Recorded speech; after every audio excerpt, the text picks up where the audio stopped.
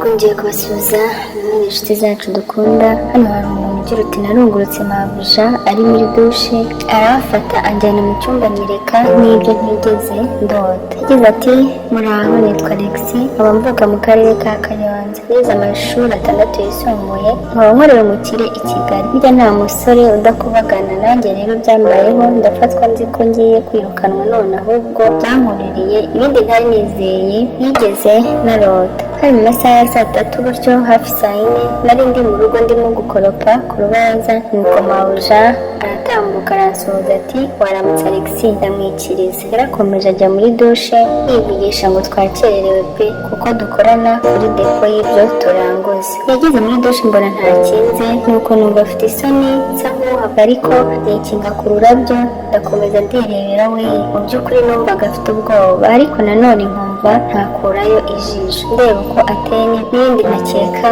ko ndi bubone. Yarabaze umubiri wose mureba, hashize nk'iminota nk'ibiri duhuza amaso, ariko nkeka ko n'ubundi yandebaga akanyihorera. Akimbona yahise yikinga isume imbere, arangije arampamagara ngo Alexis, nuko nditaba ati uri mu biki? Namusubizanyije isoni ntacyo da. Arangije arambwira ngo njye muri salo ngo araje. Rwose nahise niheba nti ndapfuye. Nakomeje kwihagararaho nzi ko agiye guhamagara databuja, ese numvaga afite imitima myinshi. Ngo yaraje asanga nicaye muri salo ndeba nk'ikibwa, arandeba arongera aragenda ajya mu cyumba agezemo. Yarampamagaye ati Alexis, Chantal. Ubwo Chantal yambazaga n'uwo mukobwa dukorana. Ntabwo yari yava kujyana umwana ku ishuri, mubwira ko aribwo akimara kujyana umwana ku ishuri. Ubwo yahise ampamagara ngo ngwino hano. Rwose nibwo bwa mbere nari ninjiye muri icyo cyumba, nigezemo nsanga yambaye ubusa buri mukubise amaso. Nasubiye inyuma nivugisha ngo sorry, arambwira ngo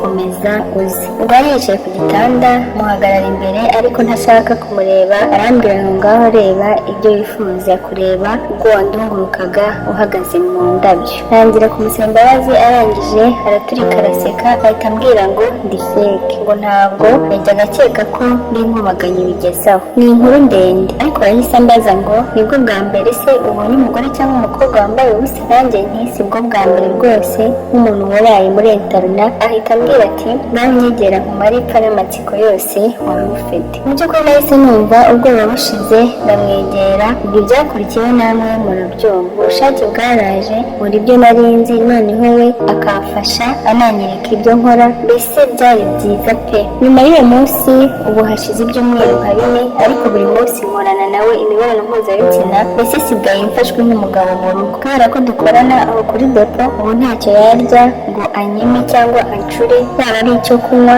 nuko mbese ni ibisanzwe. Yarambwiye ngo agiye kunshakira ahantu azankodeshereza heza, ubundi ngo sinzongere gutaha mu rugo kugira ngo umugabo we atazadufata. Umugabo ataha nka saa 7 akabyuka saa 10 agiye muri bizinesi. Iyo yagiye kurangura amara nk'ibyumweru 2 adahari. None uwo musore aragira ati mungire inama, ese nemere koko akodeshe aka kazi ko se ko nzakagumaho nintangira kwanga kuryamana nawe kandi ari njyewe wamushotoye ubwo yamfataga murunguruka? Mbese ndumva narabuze amahitamo. Yanasabye gushaka iyo nzu kure y'aho dutuye, noneho anamubwira ibikenewe byose hakaba hakeye. Uyu musore amazina yakoresheje ntabwo ariyo y'ukuri, ariko inkuru ye ni uko iteye. Namubwiye ko afite impungenge by'ubuzima bwanjye, nuko ahitamo amafaranga ngo njye kugura twa dushinge dupima sida, agahita abona ibisubizo. Mbese yanyeretse ko nta kibazo afite, ngo keretse umugabo we ari we uyimuzaniye. Murakoze cyane, mukomeze mukore subscribe tubagezaho ibindi bintu bigiye bitandukanye.